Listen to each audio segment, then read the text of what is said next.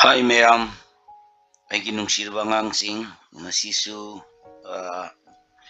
pekhasu kushalakre aduna ikoi met ki oiba question sing se aina khaga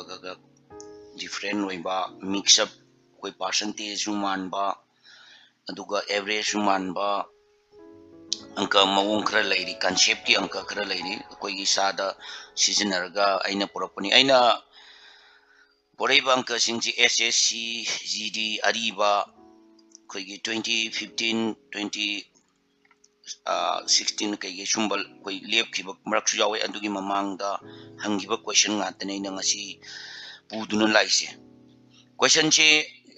yeng chi ko koi sum discussion no ina knowledge phangboy gadi aina purei question sing che ya adu noi like to biramu subscriber toramu comment biramu na koi na next pa amba sing do ko so yeng chi question china hai che internet a container Sagi containing the 400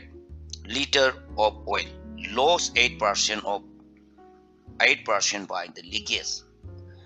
Leak oigrevo. Ngasagi 400 contain to the yauriba containing jekaidoke bukao for ngasai contain the 400 liter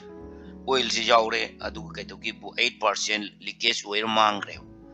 The oil left in the container is kayam mangre ge haire.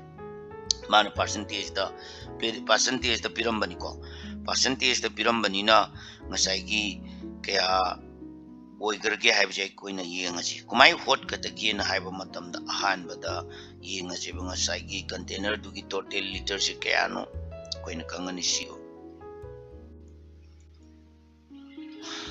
container gi ji kaya no oil ji kaya no hamtam da 400 liter ne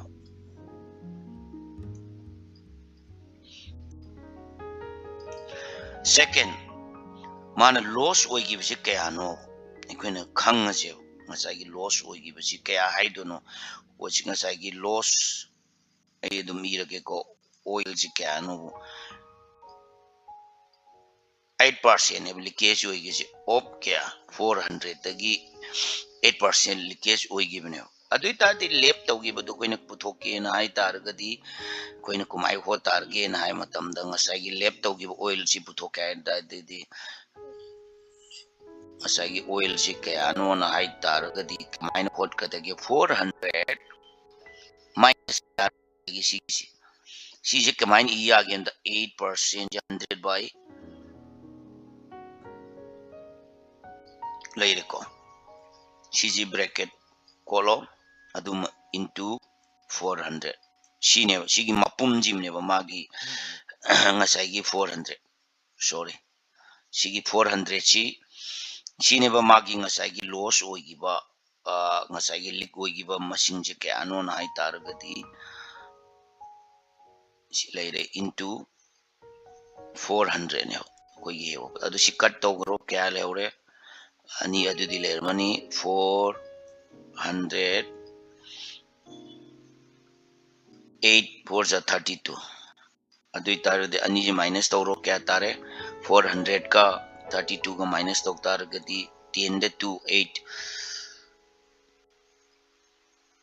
368 liters je magi ngasai gi lep to gre oil do leak oil gi 365 liters ne si je kya chume b ji chume sumaina angang jing kai do gi bu second khara da koina angka je koina hot pa ya ko sumaina to ro kanda next ki question lama mu yeng je ngasai gi next ki question lama mu yeng chi kumaina hot kya ba do ngasai hari in a camp of the anishuba question jina haijate ne siju aina type to mamang da hangiba question ni yengjeba in a camp of the 160 student in the provision are available for the 10 days moi season na ba kai kai si 10 days ki layebo haibadi ngasai ki numit ngasai 10 days ki layebo charter ki string je kya no haibada 160 ni if 40 more students join to the camp again amu ngasai ki 160 lebi manung the 40 amu came to the later how long will be provision last I lost last way season nagata ki hai bani numit kya ni ngasai ki ahamba moina thamgi be reserve che 10 days kini string students na 160 ni but 40 student amu rejoin tokseleba game du adu itar ga nang sai 10 days studio or adu itar di numin kya ni sijina ga da ke na haibane adu koina patho che total population che kya no ai tar ga di yenga che ba ngasai gi du ki hol che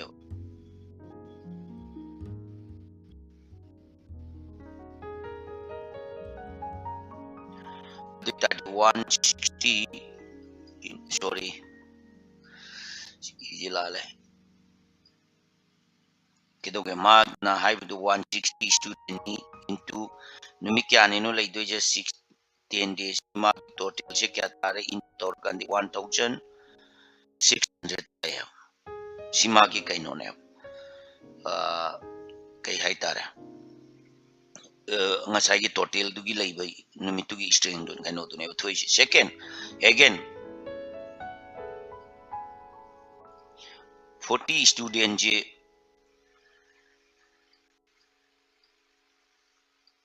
join tore adu ta di student gi string je kya lai tar ge ji ye nga che bo hana 160 lai re plus 40 ma ga join tore ga di kya tare 200 tare ma gi string adu de khoina dum khanje nga di yare 200 tare adu tar ga di ngasai gi total du da putho che ba adu tar ga di ngasai gi day of the province du putho kai til last to putho kai tar ga di kaya na kumai to da kya ngasai gi 1600 sida divide toro agi total is 1600 sida ngasai gi student duna divide toro adu tare de kya tare si 0 ani je kat toro 2 jina kat toro ga de kya tare 16 pan adu de kya tare ge sida 8 days ka ki phangane si je akoina sumaina hol kan de yam thun hot pe yai bi je chumme 8 days si chumme sumaina hot ka dawai tare ngasai gi aham da lai gi posak tu da ji join to re student masing duna plus to ra 200 tuna 1600 divide to 8 days tai sini angang ching ina hot le je second atopa question amaga mu jeng se atopa question amach da gana hai ri sini sisu yang adum moje dum atopa fundamental angka jingde dum series da ko kadum khara seasoner kan da hot bang ngatani if the sum of the two number the if the sum of the two number be a tai ba ngasai masing ani gi plus kya no a na and their product is na b ne plus to buduna masing ani gi plus to buduna a haire si a jine ba si ju hangrabani aduga product to buduna si plus to buduna a haire si into to buduna b haire then the sum of the their reciprocal is haibani masai mathang makha do laitar ga kya no haibani do holaga ko yeng ji ko si kaya kumai tai khole haibadu jam lai na khoina hot ba yai si kasu amna luning banate masai khoina da aina da lawrage yare let ta haira se ba ngasai gi to do let let ngasai gi lawra se koina ngasai two numbers to kari no koina lawra se ba edam cham bi dai ge the two number is kya no lawra ke amatam da two number se kya ne lawra se ba koina kai hai lawra se ngasai masing ani do x and the y lawra se adu targeti ngasai two number to ki sum do kya tar hai x and the y ki sum ji kya tar ge ham tamda kya tar ham tamda e tar adu targeti ngasai gi product amung ji ngase x and the masing ani product adi into ne adu di x and the y ki product jina kya ta b tar ita di the sum of the two du ki reciprocal putho hai masing ani du ki reciprocal nai tar ga di ekon kumai log tar 1 by kan to reciprocal ai dan masing amana x plus another is na kya tar y si je kya ta ga da gi na hang bane koi moin hangi ba question chi adu ta si LCM to ro kya tar x y tar si na divide tar ga di x ka kre y le ore si plus le y no ka di x le ore ado koi plus ni na on thang on jin semna ro noi na khang ban ngai na bi damakta kya tare x plus y na thamasu ai x y ne adu tar ga di x plus y ji kaya no e ne ba masai gi x into y ji kaya no b ne adu ta di si reciprocal ji si woi to ne yam lai bi dum